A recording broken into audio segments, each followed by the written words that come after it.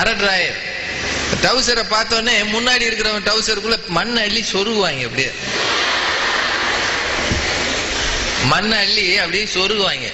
அவன் அங்க உட்காந்து ஆன்னு பார்த்துக்கிட்டு இருப்பான். கம்பராமாயணம் திருக்குறள் அவர் படிச்சுட்டு இருப்பாரு. அது பேராசிரியர் பேசுறதை கேட்டு படிச்சுட்டு இருப்பாரு. இவங்க இருந்து பை நல்லா அப்படி வெடைச்சு உட்கார்ந்து இருக்கும். பைய அதுக்குள்ள சொருகுவாங்க. சொருகி பை நிறைஞ்ச உடனே தான் அவனுக்கு புத்தி வரும், உடம்புல அந்த உணர்ச்சி வரும். பை வீங்கி போச்சுட்டு திரும்பிட்டு எந்த நாயிடா அப்படி பண்ணுச்சு, எவன் போட்டானோ அவன் கையை கட்டி சிரிச்சுக்கிட்டே இருப்பான். ஒண்ணுமே தெரியாத மாதிரி. என்னடா என் பையெல்லாம் மண்ணா இருக்குடா, ஐயோ எவன்டா போட்டான். எங்களுக்கு எல்லாம் தெரியும், சுத்தி இருக்கையில வாயை மூடிட்டு சிரிப்பாங்க. அவன போட்டவன வைடா அவனே சொல்லுவான். அவர் கண்ணில் கரெக்டா பாடுவான்.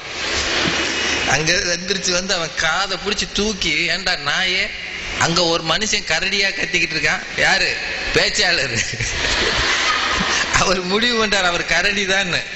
அங்க ஒரு மனுஷன் கரடியா கத்திக்கிட்டு இருக்கான், நீ அதை விட்டுட்டு இங்கேயா பேசிக்கிட்டு இருக்க, டம் டம்னு குத்துவாரு. அவன் இங்கேயும் குத்து, இங்கேயும் வீங்கி போகும், இங்கேயும் வீங்கி போகும். அந்த மாதிரி நிலைமை உங்களுக்கு எனக்கு வந்துடக்கூடாது. அதுக்காகத்தான் நான் பிள்ளைகள்கிட்ட பேசுறத கொஞ்சம் குறைச்சிக்கணும்ன்றது.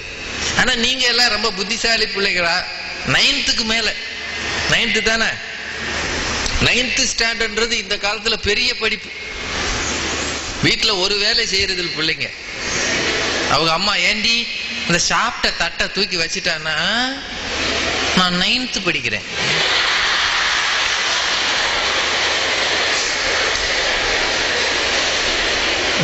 படிக்கிறவ சாப்பிட்ட தட்டை தூக்க கூடாதுன்னு எங்கேயும் சொல்லியிருக்கா? எடுத்து வைக்கணும்னு எங்க சொல்லியிருக்கு? உனக்கு என்னமா வேலை? அதை விட உடனே அவங்க அப்பா, புள்ள பாவம் படிக்கிறவளை ஏண்டி பாடா படுத்துற. அவங்க அம்மா சொல்ல, நீ உன் மகளும் என்னைக்கு விளங்க போறது இல்ல.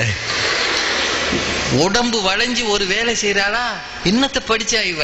படிக்கிறேன்னு சொல்லி புத்தகத்தை திறந்து வச்சு வானத்தை பார்த்துக்கிட்டு இருக்கா. ஏம்மா, நான் படிச்சதெல்லாம் சொல்லி பாக்குறேம்மா. யார்கிட்டடி சொல்றேன்னா, எனக்குள்ளேயே சொல்றேன்.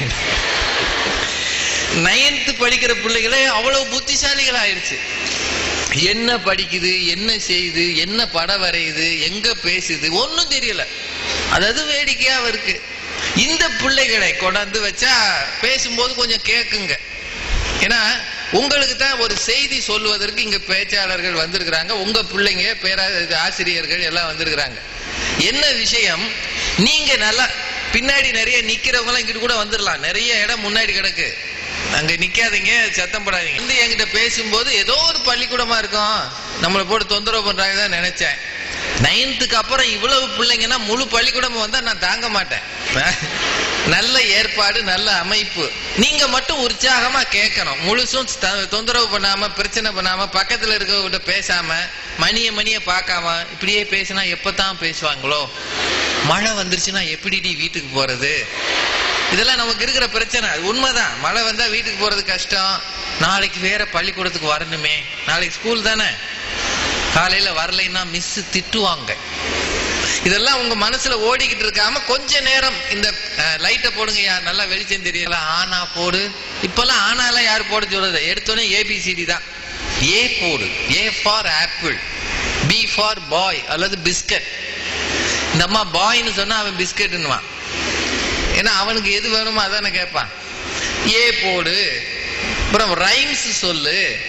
அப்படிதான் சின்ன வயசுல நமக்கு சொல்லி கொடுத்துருக்குறாங்க. சொல்லி கொடுத்து பள்ளிக்கூடத்துக்கு தள்ளி விடும்போது அட்மிஷன் வாங்கி கரஸ்பாண்டன்ட பார்த்து, செக்ரட்டரிய பார்த்து, எப்படியாச்சும் என் பிள்ளையை சேர்த்துக்கங்க, நல்லா படிப்பான். இன்னும் அவனுக்கு ஒண்ணுமே தெரியாது. அங்க வந்து சொல்றது, என் பிள்ளைய நீங்க சேர்த்துக்கிட்டீங்கன்னா நல்லா படிப்பான். சினிமா பாட்டுலாம் எப்படி பாடுதுன்றீங்க? சினிமா பாட்டு பாடுறவன்லாம் நல்லா படிப்பானாக்கும். ஐயோ, ஒரு தடவை ஒண்ணு சொல்லிட்டா உடனே பிடிச்சுக்கிறது. நான் நேத்து ஐஸ்கிரீம் வாங்கி தரேன்னு சொன்னேன், ராத்திரி 2 மணிக்கு எந்திரிச்சு வாங்கி கொடுன்னு அழுகிறான். அவ்வளவு பிடிச்ச பிள்ளை, பிடிவாதமான பிள்ளை. இப்படி எல்லாம் சொல்லி சேர்த்து விட்டுருவாங்க. சேர்த்து விட்ட பிறகு உங்க பக்கத்திலேயே உட்காந்து ஒவ்வொரு நாளும், நல்லா படிக்கணும்ப்பா. நம்ம ஆளுகளையே பொம்பளை பிள்ளைங்க படிச்சதே இல்லை, எவளுக்கு சடை போட கூட தெரியாது. நீ சின்ன வயசுல இருந்தே படிச்சு பெரிய ஆளாகணும், நீ எம்ஏ எம்ஃபில் பிஹெச்டின்னு படிச்சு பேராசிரியர் ஆகணும், இல்ல இன்ஜினியருக்கு படிச்சு வெளிநாட்டுக்கெல்லாம் போகணும். இப்படி சொல்லி கொடுக்குறாங்க பாருங்க சின்ன வயசுலயே. சொல்லி உரு ஏத்தி வீட்டுல இருந்து அப்படியே சொல்லி கொடுத்து சோறு போடும் போதே இட்லி வைக்கும் போதே பக்கத்திலே உட்காந்து நல்லா படிச்சிருப்பா, மிஸ் கோவமா பேசினாலும் நீ கோச்சுக்க கூடாது என்னம்மா. உடனே அந்த அந்த சின்ன பிள்ளைங்க என்ன சொல்லும், மிஸ் என்னை கண்டாலே பிடிக்காம பேசு. அது என்ன மிஸ்ஸுனே எனக்கு பிடிக்கல, என்னை வேணா வேற பள்ளிக்கூடத்துல சேர்த்துறியா? எங்க போனாலும் மிஸ் அப்படித்தாண்டி இருக்கும். அதுக்கு என்ன கோவமோ உன்னைய போட்டு பாடாப்படுத்துது. அப்படி ஒரு மிஸ் கோவமா பேசினதுனாலதான் நான் படிப்பையே விட்டுட்டு வீட்டுல இருக்கேன் அந்த அம்மா. அது கதையை ஆரம்பிக்கும். இதெல்லாம் சொல்லி உங்களை பள்ளிக்கூடம் போங்கன்னு ஆர்வம் உண்டாக்குது இல்லையா ஒரு வீட்டு சூழல். நீங்க இங்க இருந்து போகும்போது உங்களுக்கு ஒரு முறுக்க வாங்கி வச்சு ஒரு டீயை போட்டு, ஏண்டி இன்னைக்கு என்ன கேம்ஸ் விளையாடினையா, தலையெல்லாம் பரத்தையா இருக்கு. உடனே இந்த பிள்ளை என்னைக்கு என் தலை ஒழுங்கா இருந்துச்சு, என்னைக்கும் அப்படித்தான், சீவுனாலும் அப்படித்தான் இருக்கு, சீவாட்டினாலும் அப்படித்தான் இருக்கு. இல்லடி நீ ரொம்ப ஆடி இருக்க, கவனமா போயிட்டு வரக்கூடாது பாரு, யூனிஃபார்ம்லாம் அழுக்க அழுக்கா ஆயிருக்கு, மண்ணில் பிறண்டியா? ஆமா மண்ணில் பிறல்றதுக்கு நானே சின்ன பாப்பாவா? ஏமா நீ என்னை கேவலப்படுத்துற? என்ன அம்மாட்ட தான் உரிமையா ஏமா என்னை கேவலப்படுத்துற? யாராச்சும் பார்த்தா ஐயோ. உடனே ஆமா பெரிய மகாராணி இவளை கேவலப்படுத்தா, போய் மூஞ்ச கழுவு சொல்றாங்க இல்லையா ஒரு வீடு. அந்த வீட்டுக்குள்ள நம்மை எதிர்பார்த்து காத்திருக்கிறார்கள், நாம என்ன செய்யறோம்னு கூடவே இருந்து பாக்குறாங்க. ஒரு ஃபீஸ் வேணும்னா பணம் கட்டுறாங்க, படிக்கிறதுக்கு ராத்திரி உட்கார்ந்து இருந்தா அவங்களும் தூங்காம உட்கார்ந்து இருக்கிறாங்க. நம்ம புஸ்தக போய் காணோம்னா தேடி கொடுக்குறாங்க. அப்பாட்ட சொல்லி அதை சொல்லி இதை சொல்லி அப்பாவுக்கு தெரிஞ்சுன்னு தெரியாமலும் துட்டு கொடுக்குறாங்க. நோட்டு அட்டை போடணும்னா யாரு நோட்டு அட்டை போடுறது? நீங்களே. அட்டேங்கப்பா கிடிச்சிங்க 32 நோட்டு அட்டை போடணும், கையெல்லாம் வலிக்குதுன்னு அம்மா வருங்க, வாடி நான் போட்டு தரேன், எனக்கு என்ன வேலை இருக்கு, நோட்டு கொண்டா. அவ அம்மா ஒரு தடவை அட்டை போட்டானே நம்ம பிள்ளைகளுக்கு பிடிக்க, உனக்கு அட்டையே போட தெரியல, இதுனா அட்டையாட்டு சட்டை போடுறதே சரியில்லை, அட்டை எங்க போட போற? இப்படி போடணுமா? போட்டேன்னா இங்கெல்லாம் இப்படி புடைச்சுக்கிட்டு நிக்க கூடாதுமா, அசிங்கமா, எங்க மிஸ் என்னை திட்டுமா இல்லையா? சரி கொண்டாடி சொல்லி கொடு, நீ ஒண்ணு போட்டு காட்டு, மீதியெல்லாம் அம்மா போட்டு தரேன் சொல்றாங்களா இல்லையா? அண்ணன் இருந்தா அண்ணன் செய்ய மாட்டாங்க, அவங்களே சேட்டக்கார பயலுக. சில சமயம் அப்பா செய்வாரு, பாட்டி தாத்தா இருந்தா உதவி செய்வாங்க. இந்த வீடு நீங்கள் கல்வி கற்று மேலே போவதற்கு உதவுகிறதா? இல்லை. என்ன பேச்சு? யாரு பேசுறது? நீங்க இடையில பேசினீங்கன்னா நான் வீட்டுக்கு போயிடுவேன்.